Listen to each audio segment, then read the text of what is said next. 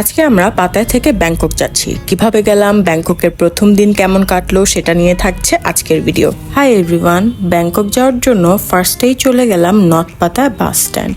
Pattaya to ইকামাইয়ের জন্য আমরা টিকিট কিনে ফেললাম পার পারসন 131 বাত করে। 10-15 মিনিট ওয়েট করার পর বাস চলে আসলে আমরা বাসে উঠে গেলাম। পাতায়ার সুন্দর আকাশ আর গ্রিনারি আমি খুব মিস করব, কারণ আমরা একটু শান্তি শান্তি পরিবেশ থেকে সিটি লাইফে চলে যাচ্ছি।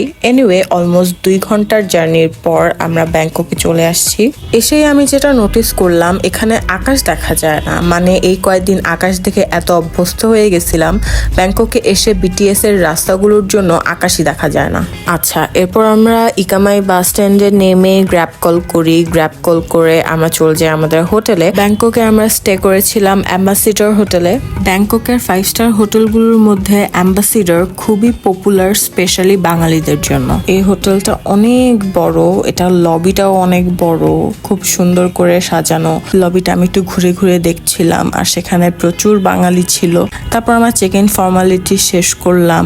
ব্যাংককের প্রত্যেকটা হোটেলেই 1000 বাত করে ডিপোজিট রাখে সিকিউরিটির জন্য, সেটা আবার চেক আউটের সময় ওরা ব্যাক করে দেয়। যাই হোক, আমরা রুমের দিকে চলে যাই। এই হলো আমাদের ব্যাংককের রুম, কোনো ব্যালকনি নাই। এই রুমের কস্ট পড়ছে পার নাইট 3090 টাকা।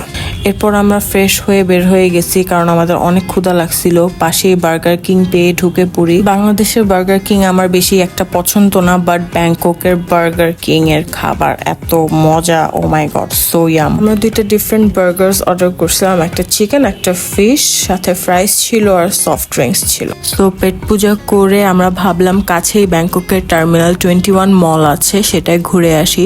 সো হেঁটে হেঁটেই চলে গেলাম টার্মিনাল 21-এ। এই মল নিয়ে আর ডিটেলস ভিডিওতে বললাম না, আমার পেজে অলরেডি এটার ডিটেলস ভিডিও আছে। এরপর ঘুরতে ঘুরতে আমি খুঁজে পেলাম কুইতে। বাংলাদেশেরটায় যাব করে আর যাওয়া হয়নি আমার। ব্যাংককে পেয়ে ট্রাই না করে আর পারলাম না। আমি ওদের বেস্ট সেলিং গোল্ডেন বাবল টিটা নিই। এই বাবল টিটা এত মজার ছিল, আবার খাইতে মন চাইতেছে। এরপর আরেকটু ঘোরাঘুরি করে বিটিএস এ চড়ে হোটেল এসে ঘুম। নেক্সট দিন আমরা একজনের বাসায় যাব, মেইনলি থাই ট্রেডিশনাল বাসা বাড়ি কেমন হয় সেটা এক্সপ্লোর করব। সো এটার স্টোরি আর ফুল ডিটেলস নিয়ে থাকবে next video. Till then, see you soon, by.